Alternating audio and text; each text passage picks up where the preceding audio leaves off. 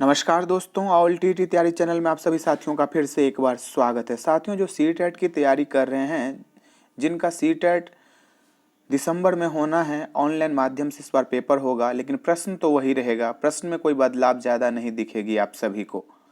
अभी मैं आप सभी के बीच में लेकर के उपस्थित हुआ हूँ और इस प्रकार से आप सभी के लिए सीटेट अन्य कोई भी टीटी देख लीजिए, उसके लिए ऑल टीटी तैयारी चैनल पर लगभग 120 वीडियो है। आप लोग जाकर के आसानी से देख सकते हैं और यदि कोई परेशानी हो तो आप कमेंट बॉक्स में नंबर दीजिए। यदि मुझसे कोई सलाह लेना चाहते हैं तो मैं ज़रूर आप सभी को दूंगा, जिससे कि आसानी से आप सीटेट या कोई अन्य टेट पास कर सकते हैं। अभी मैं आप सभी के बीच में सॉल्व पेपर 2019 दिसंबर में जो सीटेट आयोजित हुआ था उसका लेकर के उपस्थित हुआ हूँ। मैं आप सभी के बीच में प्रश्न पढ़ूंगा और ऑप्शन पढ़ूंगा। यदि मैं चारों विकल्प पढ़ूंगा तो बहुत लंबी वीडियो बन जाएगी, तो आप लोग यहाँ पर प्रैक्टिस करें। आज का जो हमारा प्रैक्टिस सेट है वो छठा है। इससे पहले 5 प्रैक्टिस सेट मैंने बनाया है और वैसे देखा जाए बाल विकास एवं शिक्षा शास्त्र के लिए ऑल टीटी तैयारी चैनल पर लगभग 45 वीडियो है।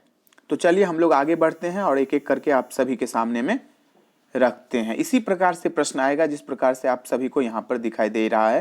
निर्देश प्रश्न 1 से 30, निम्नलिखित प्रश्नों के उत्तर देने के लिए सही सबसे उपयुक्त विकल्प चुनिए। इसी तरह से आएगा। पहला प्रश्न आप सभी के स्क्रीन पर, निम्नलिखित कथनों में से कौन सा बुद्धि के बारे में सही है? आप लोग सोचिए, ऑप्शन को देखिए और टिक लगाइए। मैं आप सभी को सिर्फ आंसर बताऊंगा।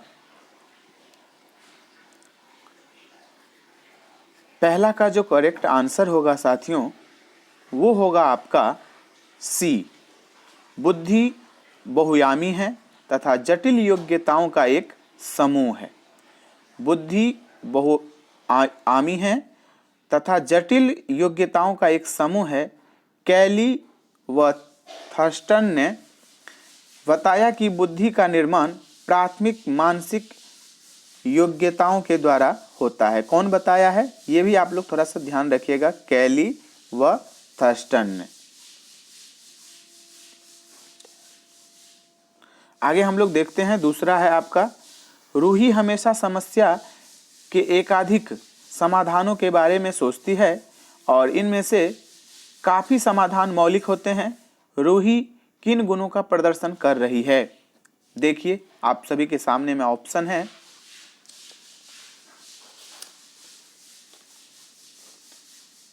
इसका करेक्ट आंसर होना चाहिए साथियों डी, सृजनात्मक विचार। वही तीसरा आप सभी के सामने में, आकलन का प्राथमिक उद्देश्य क्या होना चाहिए? चारों ऑप्शन है आप सभी के सामने में।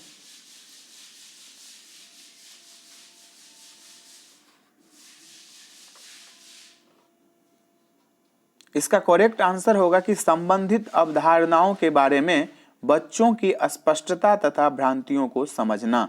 इस तरह से आप लोग प्रैक्टिस कीजिए। आप लोग भी प्रैक्टिस सेट खरीद लीजिए और घर पे बैठ के आराम से प्रैक्टिस आप कर सकते हैं। चौथा प्रश्न आप सभी के सामने में, एक समावेशी कक्षा में एक शिक्षक को विशिष्ट शैक्षिक योजनाओं को क्या करना चाहिए?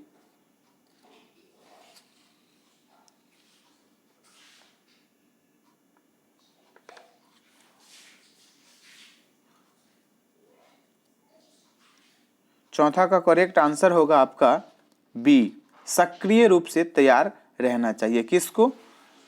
शिक्षक को।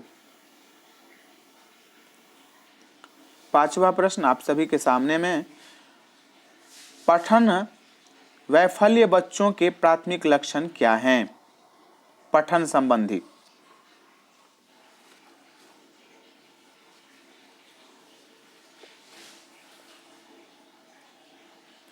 पांचवा का करेक्ट आंसर होगा आपका बी, धारा प्रवाह पढ़ने की अक्षमता।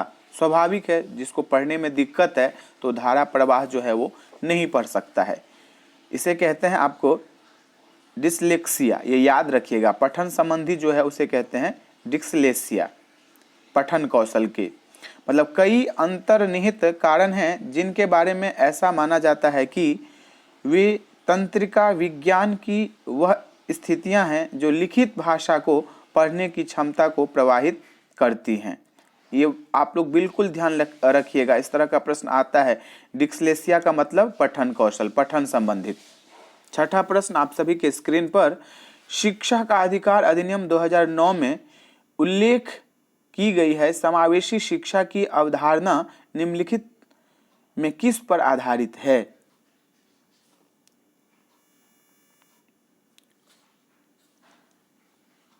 इसका करेक्ट आंसर होगा साथियों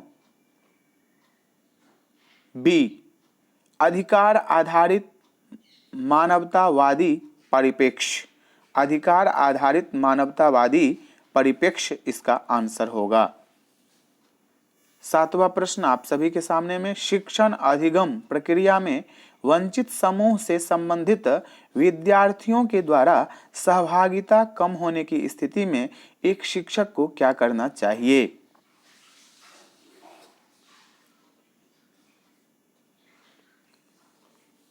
दो आप सभी के सामने में है इधर और दो है इधर, ये भी देख लीजिए आप लोग।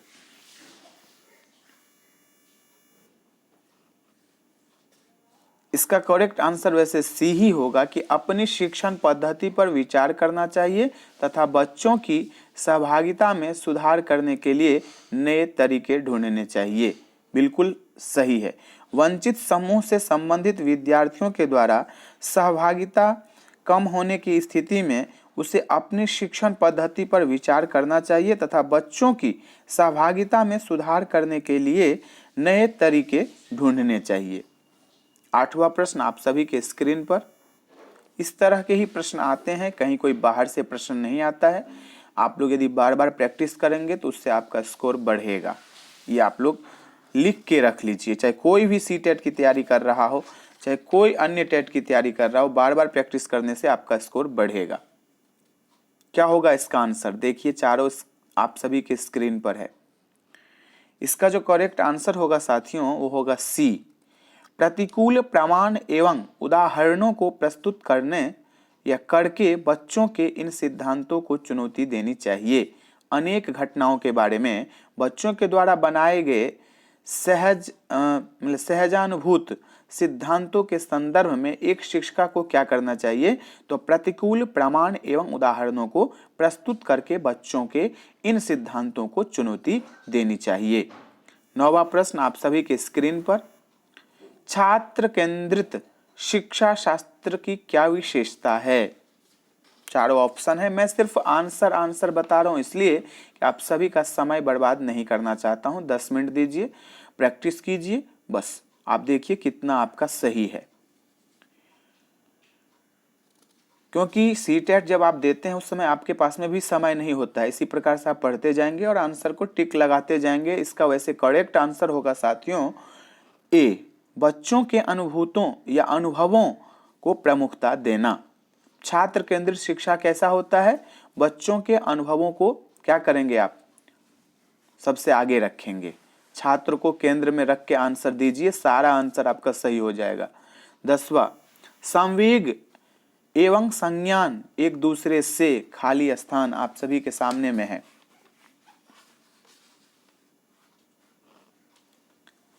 इसका करेक्ट आंसर होगा बी, सन्निहित। क्या है? संवेग एवं संज्ञान एक दूसरे से सन्निहित है। इसका करेक्ट आंसर बी हो जाएगा।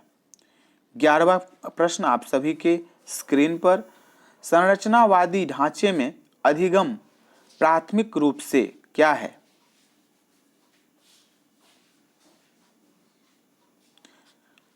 चारों ऑप्शन है इस आप सभी के सामने में। इसका करेक्ट आंसर होगा सी, अवबोधन की प्रक्रिया पर केंद्रित है। क्या? संरचनावादी ढांचे में अधिगम जो है वो अवबोधन की प्रक्रिया पर केंद्रित है। संरचनावादी ढांचे में अधिगम प्राथमिक रूप से अवबोधन की प्रक्रिया पर ही केंद्रित होता है। इस बात को आप लोग बिल्कुल ध्यान रखिएगा। चलिए आगे 12वां प्रश्न आप सभी के स्क्रीन पर, विद्यार्थी को स्पष्ट उदाहरण एवं गैर उदाहरण देने के क्या परिणाम हैं? बहुत महत्वपूर्ण है इस तरह के प्रश्न, और बड़ी प्रश्न जो है वो पूछा जाता है जिससे कि आपका समय ज़्यादा लगे और आप फेल हो जाएं। इसलिए कह रहा हूं कि बार बार आप लोग प्रैक्टिस कीजिए। यदि आप लोग प्रैक्टिस सेट लेना चाहते हैं तो चक्षु प्रकाशन का लीजिए। इसका लिंक मैं आप सभी को डिस्क्रिप्शन में देने जा रहा हूं। आप लोग ऑनलाइन मंगा सकते हैं, बहुत अच्छी बुक है। इसका करेक्ट आंसर होगा साथियों बारहवां का डी, अवधारणात्मक परिवर्तनों को प्रोत्साहित करने के लिए यह एक प्रभावशाली तरीका है। क्या? उदाहरण। 13वां प्रश्न आप सभी के स्क्रीन पर, बच्चों को अधिगम गतिविधियों में भागीदारी करने के लिए लगातार पुरस्कार देना व दंड का प्रयोग करने से क्या प्रभाव पड़ता है? चारों ऑप्शन हैं आप सभी के सामने में, ऑप्शन आप लोग देखिए, मैं सिर्फ आंसर बताऊंगा।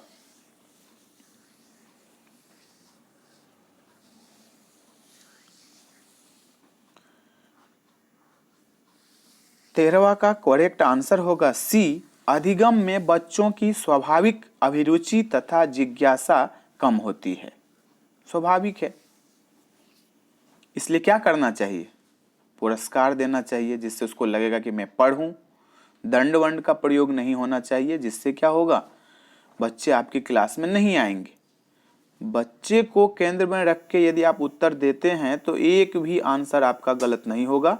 आज के लिए ये लास्ट प्रश्न है। इसी तरह से मैं आप सभी के लिए अब जब तक सीटेट होगा डेली लाऊंगा। संरचनावादी सिद्धांतों के अनुसार अधिगम के बारे में निम्नलिखित कथनों में से कौन सा सही है? सही और गलत वाला जो प्रश्न होता है उसको थोड़ा ध्यान से आप लोग पढ़िएगा।